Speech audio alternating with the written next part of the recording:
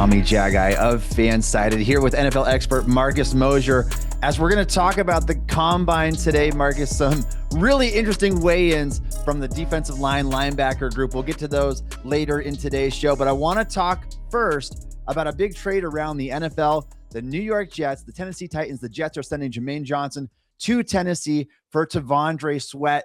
Marcus, what do you make of this? Both of these guys starting football players. T'Vondre Sweat graded out as a top 5 interior defensive lineman last year, according to Pro Football Focus.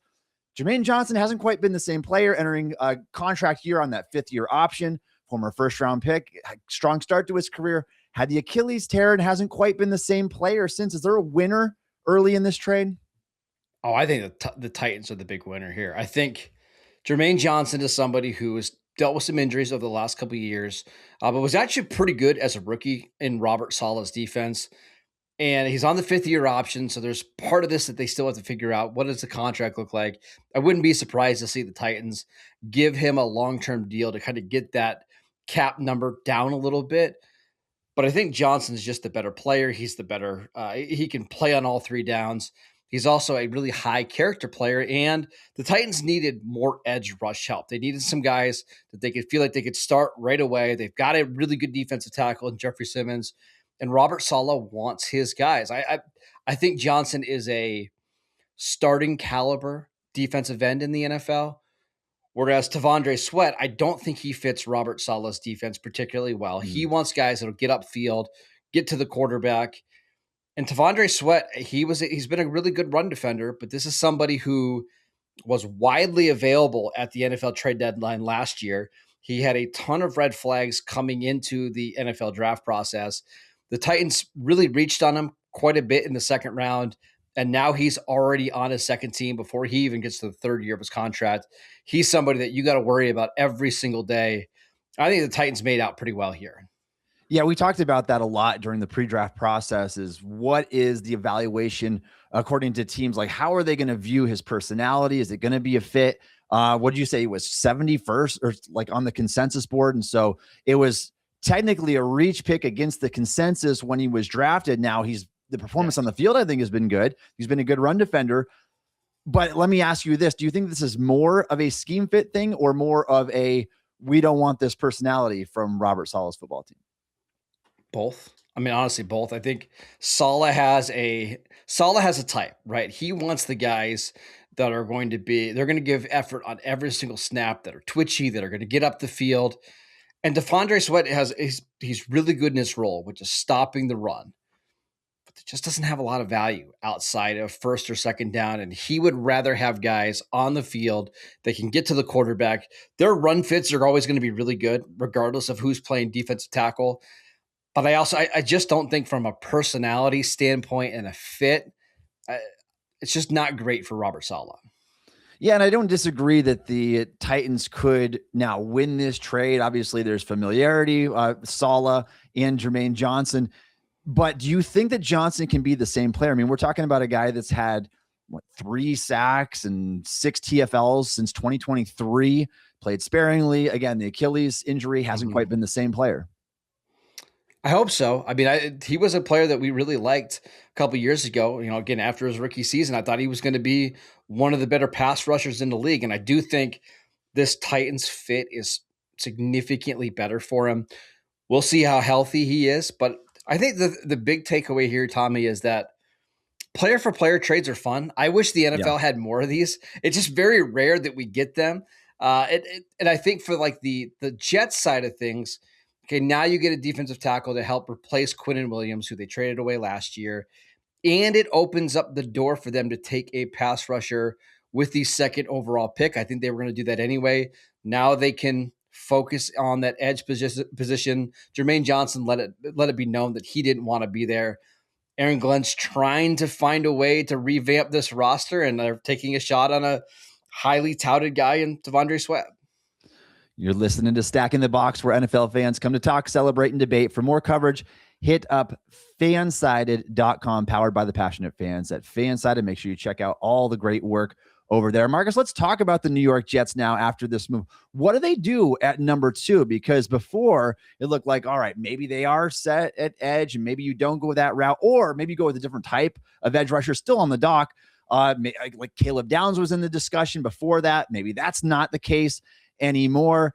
Now you just traded Jermaine Johnson away. Do you know where the Jets are going now with number 2?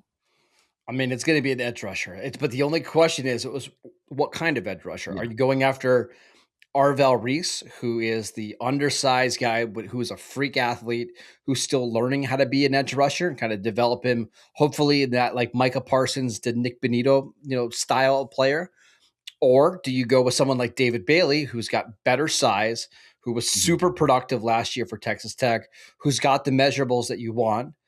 I don't think it's going to be Ruben Bain, and we can talk about him in a little bit, but I think the decision for the Jets now is, do you take Bailey or do you take Reese?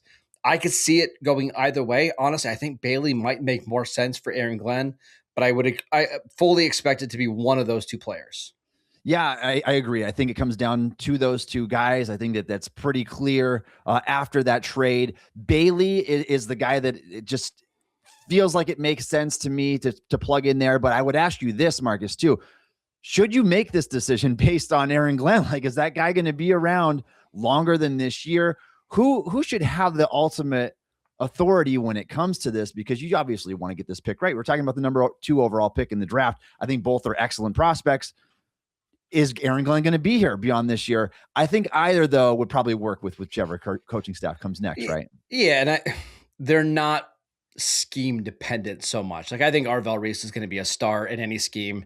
David Bailey can play at a 3-4. He can play at a 4-3. It's like, it's not that big of a deal. But Darren Mogi, the Jets GM, he's ultimately going to be, in charge of making this decision. I think for them, they're just going to pick the guy that they feel like can be the best pass rusher right away, because that's what they really need. Taking Bailey at 2 feels a little rich, but I wouldn't be surprised if that's where they go. All right, Marcus, let's talk about the NFL Combine now and some of the players who are skipping out on the festivities here. Now, the reasons are understandable, but it doesn't mean that it can't hurt their draft stock, though. And we talked about Jordan Tyson a little bit on our Tuesday show. Tyson's not going to be participating. He's obviously dealt with a lot of injuries over his college career, on track to be a first-round pick regardless. Another one that we heard of today per ESPN's Jordan Reed is that Jermod McCoy, the Tennessee cornerback, who many believe could be a top 10-ish pick before the ACL injury in 2024. Excuse me, it was January of 2025, right, that he injured his knee out all year last year. And I think you tweeted out, Marcus, that it's been like 450 days since the ACL, and he's still not participating in the combine. I tore my ACL. I was playing tennis, full motion, full cutting. 6 months later, 450 days. We're well over a year at this point. Is this like a major cause for concern who is for a player who is arguably the most talented cornerback in this class? Yes and no. Do I think this is a big enough deal that's going to like drop him out of the first round? No, I don't, because he's incredibly talented. But we are talking about the difference in a couple draft spots can be the difference in a couple $1 million. So not working out at the combine, does that guarantee that you're not going to be a top 10 or top 12 pick? No. But I do think it raises questions. And I think if you're one of these teams, let's say the Bengals, who I believe draft 9, or the Dolphins at 11 who need a corner, or the Cowboys at 12, I think it's in the back of your mind, like, okay, he's not fully healthy 450 days after the injury. Is this something that's going to really affect him, during his rookie season? Is it going to be an issue throughout his career? You just don't want to give any of these teams a reason not to pick you. And I think for McCoy, who skipped out on the Senior Bowl, he got an invitation, decided not to come. Now he's skipping out on the combine. You wonder, is he healthy? Does he like to compete? Is he trying to hide something? That's what you don't want to have happen here. Yeah, and I think that's where the red flags start to come up with some of these teams, because it's like, we really liked you a lot as a prospect. You had the injury. It's more understandable if the injury came in season. Obviously, you wouldn't be participating, but because it came so long ago, we'd like to see you participate in the combine. You have something to prove. I think you're going to, like you said, be a first round pick regardless, but you haven't played football in a long time. Your 2024 season was really good. And now you are skipping out on these events. And so I think that's absolutely going to impact his draft stock in some way, shape, or form. We've seen some players in the past that have had injuries, particularly at the cornerback position. And like you always say, Marcus, injured guys tend to stay injured. And I don't know if this is a one-off injury with the ACL that Jermod McCoy had, but it is concerning that he had admitted to the media that his body didn't feel ready to go for the combine. And that's a terrifying sign, right? Like, okay, is this something that he's going to deal with forever? I don't know. And I think the thing that I have a problem with is if you are a prospect, this is a really fast track in Indianapolis, right? Go out there, run. If you run really well, you don't have to run at your pro day. If you run poorly, okay, you get another shot at it, give you another 3-4 weeks to prepare. Now McCoy's he's putting all of his eggs into one performance in Tennessee's pro day. What if he's a little under the weather, or what if it's a little bit windy out? We've seen that before, where some of these guys are running in the rain or the wind because they have to, because they opted out of the NFL Combine. It's just too much risk for me. And now, again, if you have a poor showing at your pro day, you wonder, do you go from somebody who was maybe a projected top 12 pick to falling to the late part of the first round? I think a good example of this, Tommy, is last year, Will Johnson from Michigan. Yeah. A lot of people thought that was a lock top 15 pick, and he falls all the way out of day one of the draft. I think he goes 50th overall to the Cardinals. That's somebody who, the entire pre-draft process was not kind to him. And look how many millions it cost him already. You're hoping that McCoy doesn't have a similar situation here, but that's how fast things can change. Yeah, and I think a few years back, wasn't it Caleb Farley kind of in a similar situation? And so I think teams, especially ones that have been bitten by injuries in the before, will be pretty cautious when it comes to this stuff. I think at this point, now that he's opted out of the combine, you definitely need to see that full workout at the pro day to feel confident. Otherwise, who knows? I mean, can he slide into day two? Like, is he too talented that that's not going to happen? Yeah, probably. He's still a really good prospect, but there's just, I think if he was a clean prospect, right? No ACL tear, nothing, performance at the combine. You're talking about somebody who could and maybe should be a top 5 pick, but now he could be available into the 20s, and that's how much things can change here. Yeah, it truly is wild to see stock move up and down the way that it has already, Marcus. Name some other players. Who else is not participating in the combine that we know of so far? Well, there's some ones that are funny to me, like CJ Allen from Georgia. He's a borderline first-round pick. I think he's going to be selected inside the top 40. He's healthy. He's not participating. And that always irks me a little bit. And listen, I understand why. You don't want to be out there performing drills next to Arvell Reese and Sonny Styles, because there's already a speed concern. And when you're moving next to those guys, it's going to look even more drastic. But I generally, Tommy, and again, you shouldn't hold this combine stuff against players, but I want guys that are going to compete, that they're not afraid to go out there and put a number out there. They want to go out and perform these drills. And I think sometimes we overreact to the numbers, and we need to watch more of how these guys move on the field. I'm going to use my Cowboys for an example. Last year, Tyler Booker had some all-time bad numbers when it came to running the 40-yard dash and the 10-yard split and some of those drills. But you watch the actual on-field drills, the offensive line drills, and he was moving so well. He was one of the more fluid guys out there at 330 pounds. I want the guys that want to compete no matter the circumstances, and guys that shy away from it a little bit. It bothers me a tad. Yeah, and credit Booker last year for knowing that he wasn't going to test well, going out there and doing it anyway. Like, I think there is something to be said from the personality standpoint and a confidence standpoint when you do those types of things. Now, obviously, there are situations where it does not benefit you to test. It doesn't benefit you to work out. And in the case of like Fernando Mendoza, like, you are the clear cut. He's going to be the number one. Right. Yeah, you don't need to do a blasted thing throughout this process because we already know where you're going.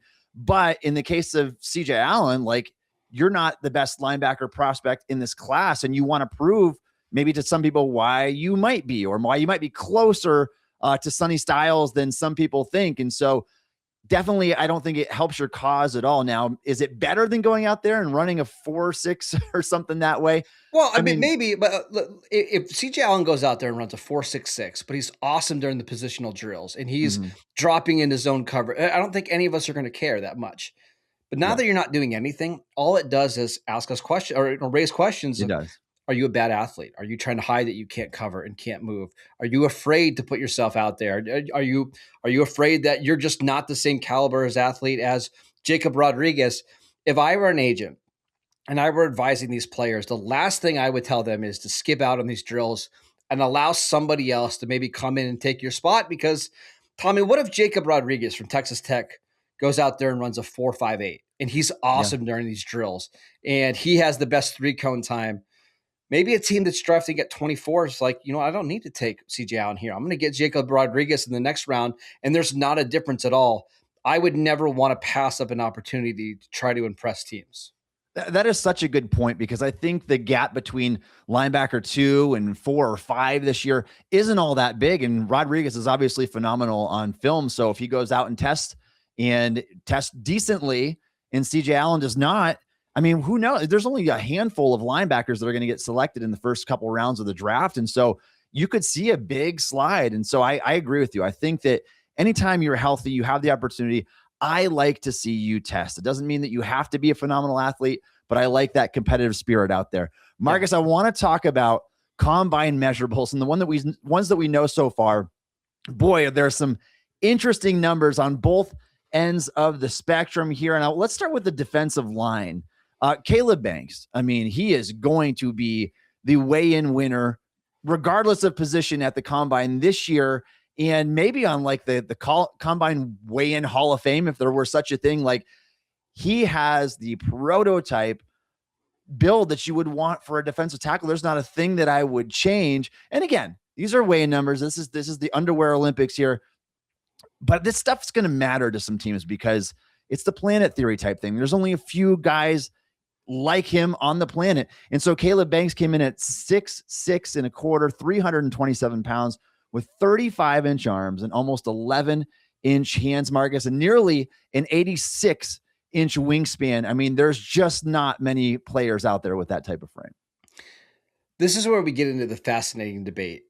Do you draft traits or guys that are good football players right now? And I know the obvious answer is to just draft good football players, right? Like, I know that seems so elementary, but almost all of the best players in the NFL are great athletes, right? Or they're unique. I mean, you've got to be really, really special as a player to have average measurables. And I think at the defensive line position, especially, that is a big man game, right? Like the biggest, Yeah. the most athletic guys are usually the guys that dominate right there. Do you take a chance on someone like Caleb Banks, who's got all the measurables that you could ever want? Or do you take a chance on someone like Peter Woods, who's a lot smaller than expected? He came in at, I think, 298 pounds. He's Yeah. got 32-inch arms. That's the question that Mhm. all these teams are going to have to answer. And it's not as clear cut as you would think. There's a lot of times where if you're just taking the good football players, you're going to miss on the superstar athletes that can really be big difference makers. And it's why we love the draft so much.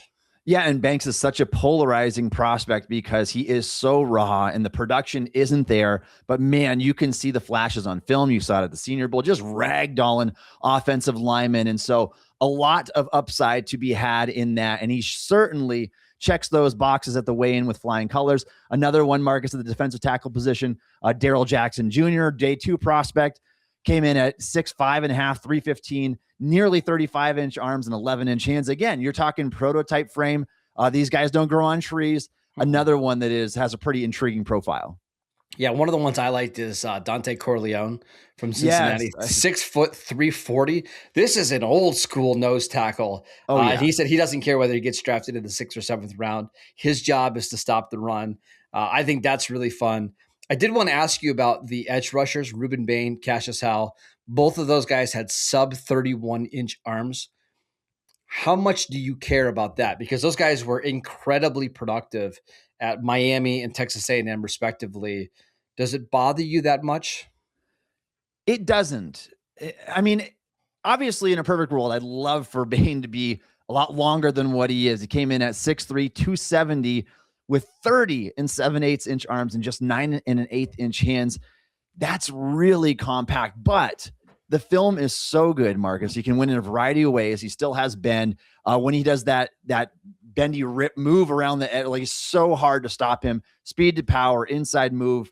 I feel really confident still that Bain is going to be a high floor prospect, but still a pretty high ceiling. I like him a lot, and I'm not going to be deterred by that. I still think that even with that Melvin Ingram-esque frame, he could still be a really good football player.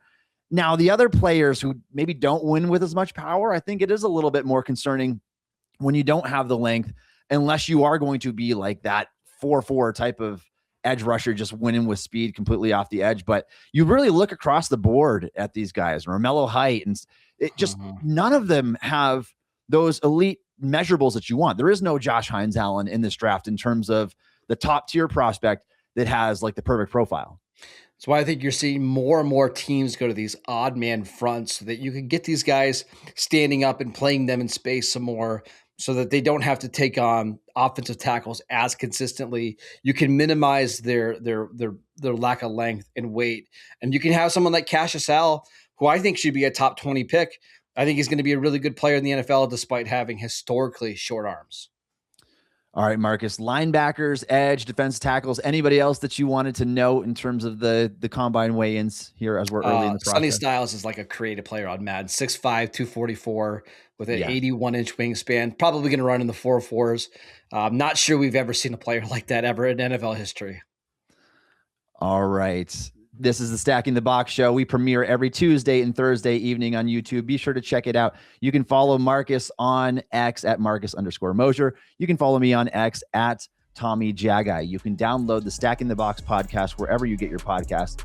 Also check us out on YouTube. You can follow my written content on stillcurtain.com. Marcus's written content on the FanSided NFL Network. Be sure to check out fansided.com for all your daily sports news and opinions. And thanks again for listening to Stacking the Box.